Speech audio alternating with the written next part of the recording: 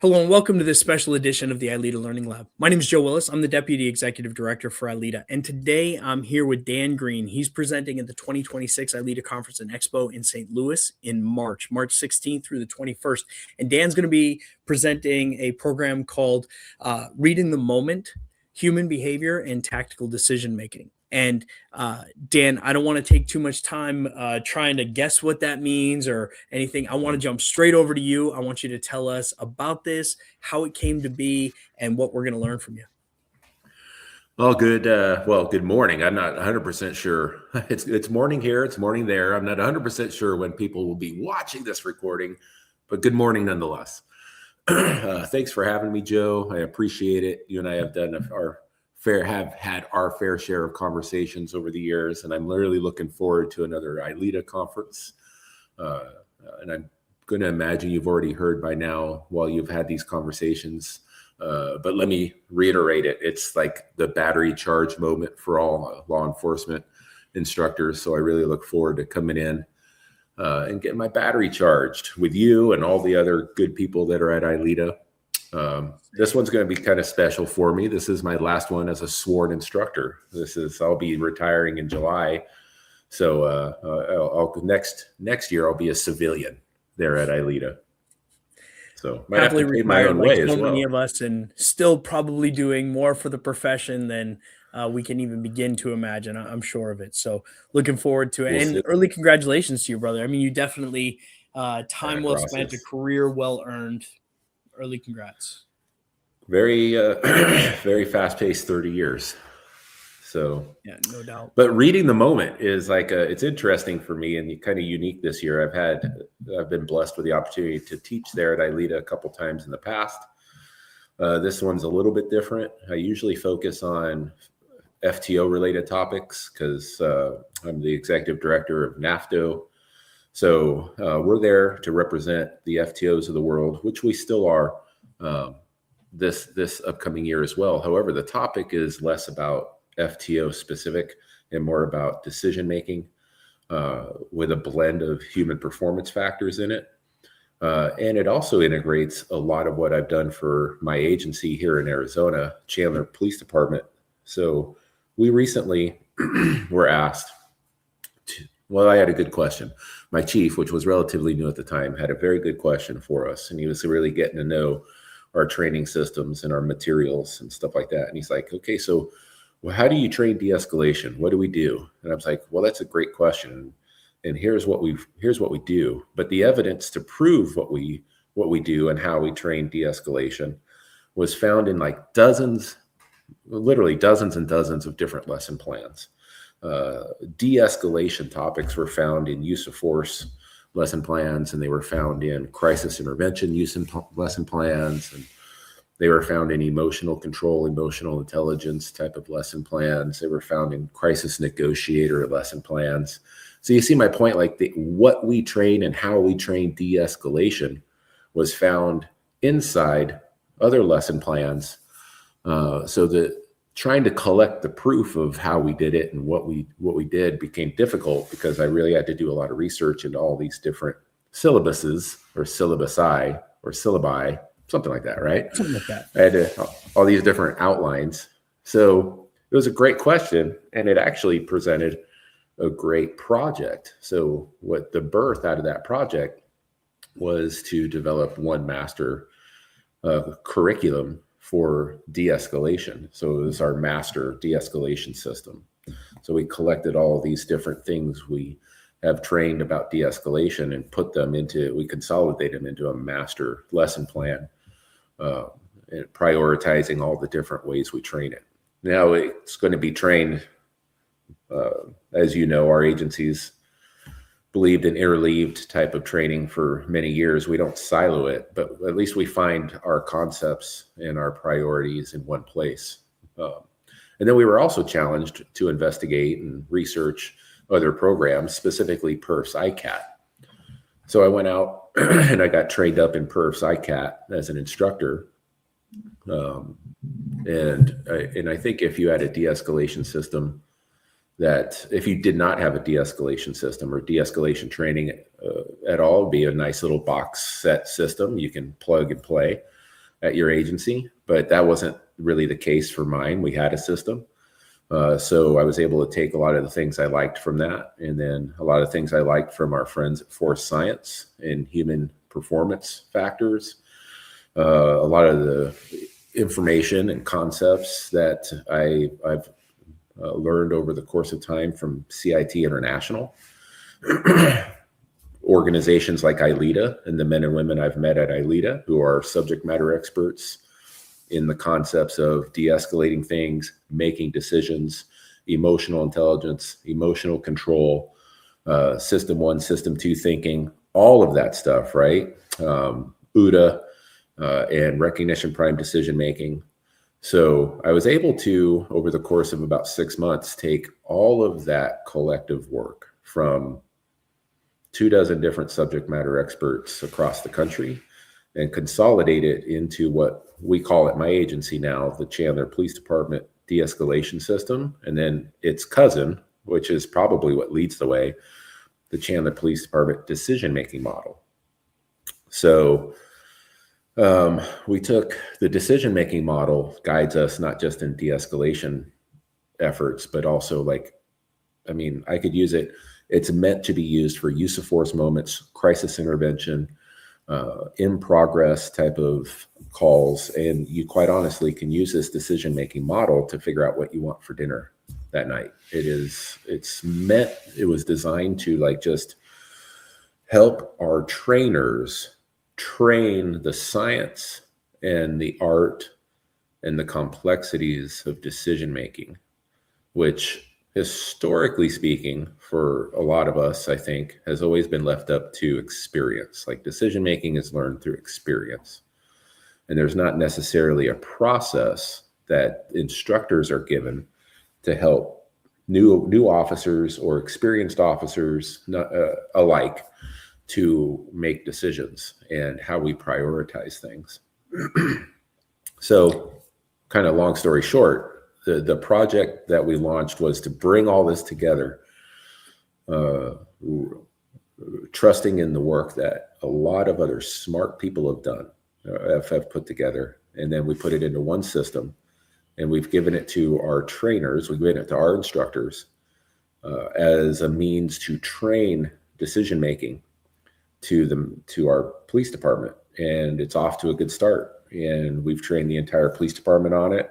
We've trained all of our instructors on it, and it has been a way to unify decision making, right? So that from officer to officer to officer to officer, we're more uniformed in our decision making, and it's been a way to create consistency in decision making, meaning that the decisions I make from day to day to day to day are more consistent because they're rooted in a process, and that process is rooted in a set of core values and principles that we train that are universal. So let's talk that. So that was a lot there. I'm sorry about that. I rambled. No, there is a lot there, and I think it's going to be a fun thread to pull on to kind of unravel it just a little bit, because what I'm hearing you say is that you had a tremendous program that was well interleaved, intentionally, and even maybe a little unintentionally, but well designed for spaced practice as well, with your de-escalation skills. And, we would all agree that de-escalation is an outcome more than a process, but processes help with outcomes, right? And so it seems as though you went back, kind of looked at those best practices, looked at the research, drew upon the experts, and started to develop what could be a system or a framework to use for that. And then a bigger outcome of it was more about decision making versus just, can we get to de-escalation? If we have to escalate, if we have to increase risk on an operation, if we have to decide turkey or beef for dinner tonight, whatever it is, there is now a system in place for making those decisions consistently, ethically, and in a unified way, that if you make a decision, I know how you came to it if we're in this together. So let's just get straight to it. I know you don't have a graphic here, but to the best of your ability, kind of talk me through this framework. What is it? What differentiates it from others? Well, another thing to just, and I will, and another thing to quickly add is one of the learning lessons was my experience over the last 2 years representing our organization in a couple of pretty hefty lawsuits. And what we were able to do with this type of system is when attorneys ask, how do you train things like fill in the blanks, use of force decision making, the de-escalation process. And I do agree with you, it's an outcome, but the outcome requires some sort of process to go through and decisions that have to be made. So we were able to like, well, here, let me show you exactly how we train this. So it really offered up a ton of assistance in the visual, like showing other people who are not law enforcement and haven't been inside this training environment. Here's a visual of it and kind of sort of how we ask our officers to make decisions. And right at the center of this visual, so at the course in ILEETA, I'll have the actual decision-making model up there. And so inside the visual is our core concepts. And it's the core concepts that I think, at least 3 out of 4 of them, I think every law enforcement agency is going to want to have in their core concepts, like law, right? What is all of them, right? Your state law, your constitutional law, your city codes, case laws, whatever, all the laws that drive you, they've got to, without fully understanding the authority we have to take action, then that's kind of where we got to start. It's where we launch our values, our department values. So the ethics of the department, the integrity of the department, how we value things, and our department, and I'm sure everyone else's department, has a use of force policy that says we value all human life, right? All human life is at the top of our decision-making priorities, is to preserve it and to respect it.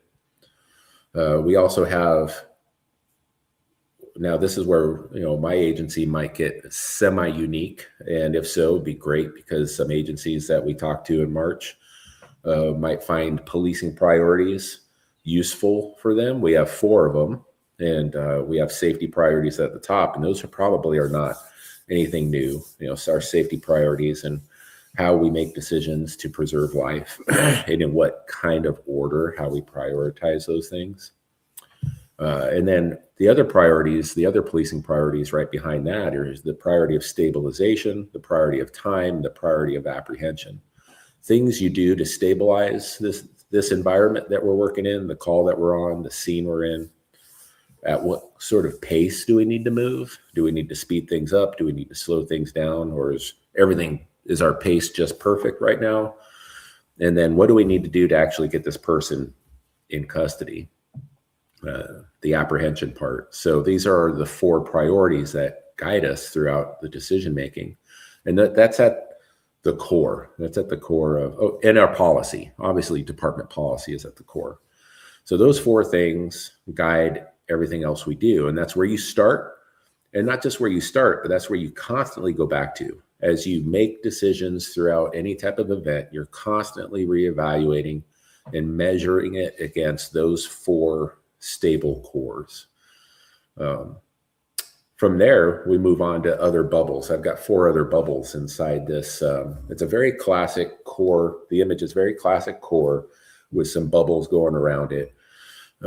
Meant to be completely spiderwebbed, right? Not necessarily clockwise, but think of it more as like everything's crisscrossing through the core as we go from bubble to bubble to bubble, and we don't necessarily clockwise our way around our visualization. We can bounce into either other bubble as we crisscross the core. Very good. So yeah, as you do these, the bubbles, and I'm sure you'll get to explaining them, some may take precedence during different times and operations and different tactical situations, and therefore that's the bubble we're in, but it's still relevant across this core to something else. Am I picking up correctly? Right. Yeah, because life, right? We got to make decisions based on what's unfolding in front of us, right? So one of the bubble, our top bubble inside of it is people, right? So wherever it is we're going is we have to like assign roles. Who are the people involved? There's always people involved in things we do, right? Yeah. And all these people that are involved are going to end up with specific roles they play: suspect, victim, innocents, bystanders, witnesses. They're all going to take very specific roles. And that's kind of where our brain starts to make decisions on who these people are and how we relate to them. And don't forget, police officers are involved in every decision we make, right? So we are part of the people process. Yeah. Yeah, we're part of the people process. Yep. Now, that being said, like I said, life throws, you got to be able to react to life. So while that might be people are in that top bubble and I have to start assigning roles, I can think about that on my way to a call. I know I'm involved. I know my reporting party is involved because I'm collecting information from someone else on the other side of that 911 call. But when I arrive on scene, before I even contact the reporting party, I might have the other bubble. One of my other bubbles inside of it is something called conditions, right? So what kind of conditions are we dealing with at the time? So I've contacted nobody yet. I don't have any human behavior to take into consideration. But when I roll up, I notice that the front gate is unlocked to the commercial yard, right? That I might be responding to. That creates some sort of condition that I've got to take into effect. Like, why would this front gate? It's 3 a.m. Front gate's unlocked, yeah. Gates rolled open. It creates a condition that I've got to take into effect. Those conditions might create threats. Those threats might create risk. So it's this decision-making model. Like, what condition am I working in?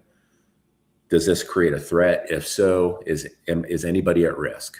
And if so, we go back to people and we start doing our safety priorities.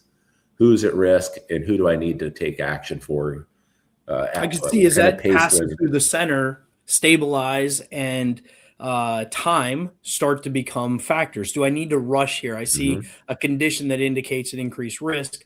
I may want to slow down just a little bit and stabilize just a little bit more. Start thinking more perimeter versus direct. Yeah. Okay. So conditions, might that also include the time of day, the weather, that sort of stuff? Yep. They all play a factor. Especially time of day, the weather, my lighting environment, right? What I can hear, what I cannot hear. I live in sunny Phoenix, Arizona. Like it's low in the 60s right now, Joe. What I think is funny, actually, you live in sunny Phoenix, Arizona, where it is cool in the 60s and you're wearing a hoodie. I live in Wisconsin where it is really cool in the single digits and I'm wearing a t-shirt. And I'm rubbing my hands trying to keep my fingers warm. I'm warm in here. This is awesome. So anyway, conditions, bubble number 2. So you got people, you got conditions. What else do we have? Yep. So that's exactly how it unfolds. And you hit the nail on the head. So I'm not necessarily going clockwise, right? I arrive on scene, I find that gate unlocked. I'm crisscrossing back into the center where my policing priorities are. And I realize, I might have some sort of forced entry into this commercial yard. So no one person yet, as far as I can see, needs my immediate help. So rushing into what might be a commercial burglary here, let's slow it down a bit. Let's think perimeter. Let's think long guns. Let's think canines, drones, those type of things.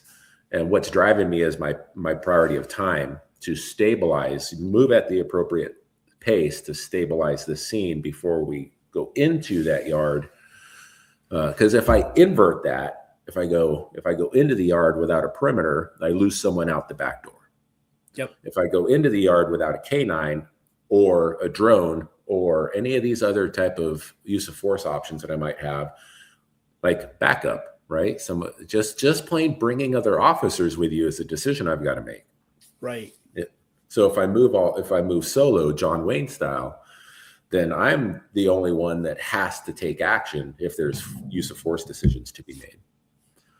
And then when I arrive on scene, let's say I do go inside, whether I go in solo or I go in with friends, I could pivot right back to people because maybe I find someone in that yard, right?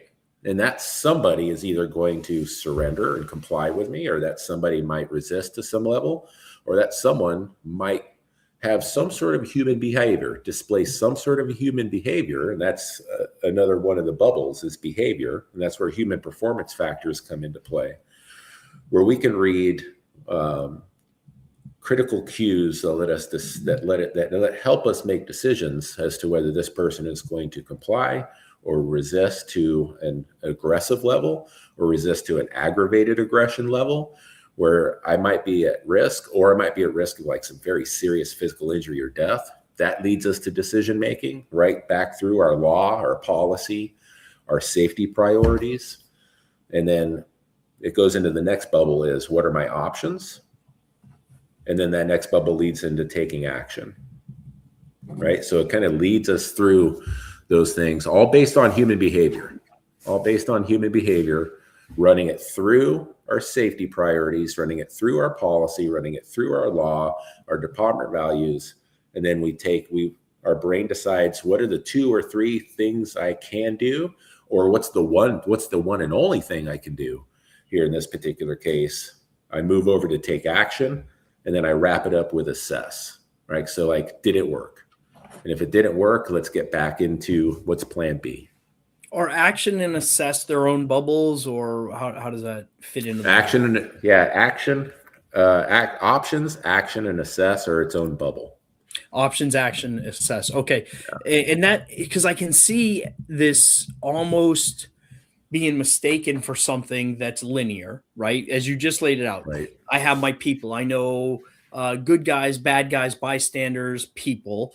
I have the conditions under which I'm operating and the behavior. And what I found interesting about the behavior is there are many decision-making factors associated with behavior that aren't just the bad guy. You have the behaviors of victims, right? And perhaps their actions, behaviors of fellow officers. Is this something where I need to intervene because I have somebody acting aggressively? Or do I realize this person who's with me isn't acting aggressively enough and may actually jeopardize the operation by not being assertive or proactive enough behavior? And then a crowd behavior as well, right? Do I have a crowd building? Crowd behavior, And then you get to options. So I can see how one might try to simplify this into some sort of linear program, but clearly you've designed it to be something that is multidimensional, constantly evolving, and back through the center. So the challenge becomes, many people want to simplify, and here's how I draw this out in a nice straight line, and you do this before this. How do you train it? How do you get this to matter in training? So what I will do at ILEETA, and what I've done at my agency to train it, is this is just a blank piece of paper, right? I picked it up from my table, but this would have been like an image, the decision-making model image here, right? Sure. And it does, like, whether it's linear or circular, it doesn't matter. On a piece of paper, it looks like, oh, decision making must be super simple. All I got to do is go from bubble to bubble and crisscross the center, but that's not like we know that that's not how decision making is in the brain, far more complex. Right. So instructors, I do this. I go, here's my decision making model. And as an instructor, this is how we teach it. It becomes very, very simple, but this is what it looks like in the brain. All right. This is the brain making. This is the brain making decisions, where all of the components of that decision making that we're laying out as instructors are happening in this really complex, tangled up spider web of electricity exploding in our brains. All of it fed by our eyes and our ears. You know what I mean? It's all fed by our eyes and our ears. But this used to be my super smooth, circular, oval-shaped bubble decision-making model. Or it could have been linear, however you wanted to try and design it. But this is what's actually going on in the brain. Here's the benefit we have as instructors, and it becomes very beneficial inside of our learning environment, is this. I get the chance in my learning environment to do this. I go, okay, let's go. We just ran a scenario. Now you asked how we train it. We spend about 90% of our time training this inside live action scenarios. And then we do this. Yep. There we go. Let's take a look at this. At that This is why I moment, we'll love go working with back. you, because I knew exactly where you were going to take this, and I was so excited. I just didn't want to shortcut and get you there. It is the unraveling of it, the after action review, the debriefing of how did you come to these decisions. Use this model to explain it to me, right? What people were involved in this, what laws did you have to articulate or make decisions based upon in context. So you're training this live in these scenarios 90% of the time, roughly, you said. Yeah, about, you're going to get some classroom introduction to the model, right? You're going to go through some classroom introduction. There'll be some PowerPoints, and you'll go through your priorities. What benefited my agency was that we had spent several years training a lot of these principles anyways. We just needed to bring a puzzle piece together, right? So we had puzzle pieces everywhere. We just needed to bring it all together into an image and a lesson plan and all that good stuff. So, and I think a benefit to other agencies, like if they found this system useful, is, my plan is, and I've got agency approval and everybody, because nothing's proprietary. At the end of this lesson plan is a full page of works cited. So like nothing is made up, and I give everyone the benefit and the credit they deserve for contributing to this program. Anyways, I'll give and gift this whole thing to everyone who wants it, and if they want to, they can do whatever they want to it for their own agency, and then download it into their system. So we have some classroom talk, but the bulk of it is I have 3 different types of systems. We have 3 different types of systems at Chandler PD. We've got equipment that will get us through some very dry drills. So we have 3D printed weapons. We have 3D printed guns. We have very classic blue guns, red guns, those type of things. We can do those type of very safe type of training. We've got 3D printed tasers. We got 3D printed batons. We got things that will get us by. We can do very dry, safe drills that last about 60 seconds at a time. Then we've got a full range of simunition equipment where we can shoot marking rounds, non-marking rounds, and blanks with all the safety equipment that goes with it. And we can do 5, 6, 10-minute scenarios if we want to, which we do about every other year. We do big drawn-out scenarios. But it doesn't matter. Each one of them, whether we've spent 60 seconds in a scenario or 10 minutes in a scenario, we do this. Whoop. Tell us what happened here. All right here at this point in time, when you found that commercial gate unlocked and open, what kind of condition did it create? Did you perceive any threats? Did those threats create any type of risk, right? And according to that, tell me about the options. What are you going to do next? And we play this game that we call anticipatory thinking. And it really is, it's just that. It's like, tell me all the things that could be happening inside this commercial yard. Some of them legal, some of them not legal. So what are all the things that could be happening? What are all the different ways we can respond to it? And then we say, okay, what was your choice? My choice was this. Tell me what you liked about it. Tell me what you didn't like about it. What was the outcome? What do you want to start doing? What do you want to stop doing? And we just after action report everything through the model, knowing that it wasn't, the decisions that they made weren't necessarily smoothly going through a model. They were like this. So in our AARs, we do this. We pinpoint where those decisions were made and how they were made. Context is everything, right? And, in the moment, decisions are going to be made based on experience, right? Training and experience. And more often, experience prevails over training. And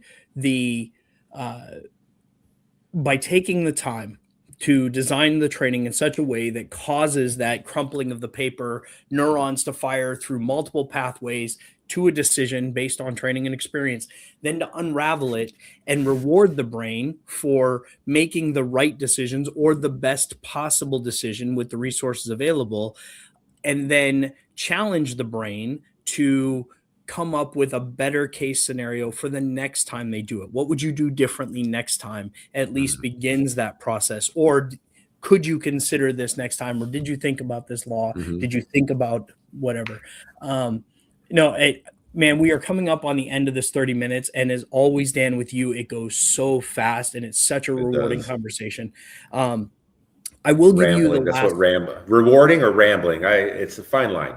fine line, but you know, and I'll join you with whichever one it is. Uh, But the reality, man, I am looking forward to your class. I think this is going to be a fun and exciting one. In a nutshell, if you would for me, someone sitting on the fence trying to determine if this is the class for them or not, with so many great options to choose from at ILEETA, and I need a tool to help me make a decision. What am I going to get from your class if I show up?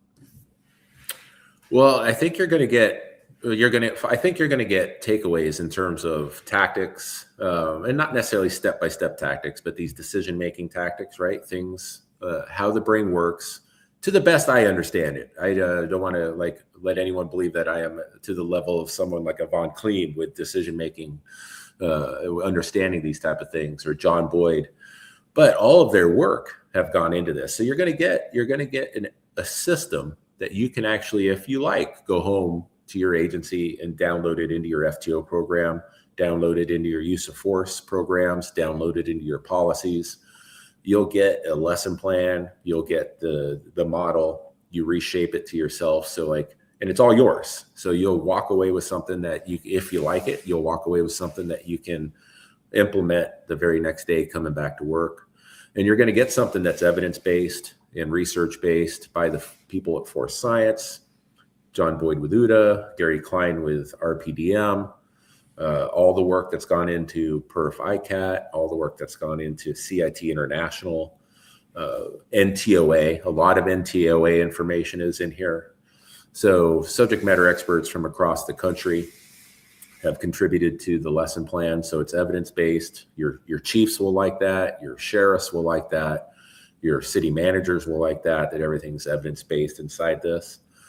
And it's also malleable. Again, you can shape it to your agency. And 2 years from now, when something we know about the evidence or something we know about the research changes, you can puzzle piece that out, puzzle piece something else back in. So this type of system is in a kind of a constant state of evolution if you're paying attention to how the research is changing and the evidence is changing around it. I love it, man. This is going to be such an awesome class. It's going to be such a great conference anyway. And I'm definitely looking forward to seeing you and everybody else in St. Louis, March 16th through the 21st at the Union Station Hotel. Without a doubt, this is going to be an absolutely amazing conference. Dan, thank you so much for joining me today. If you don't mind, You're stick very around for welcome. a couple minutes. Thank you. I've got a couple of other questions for you.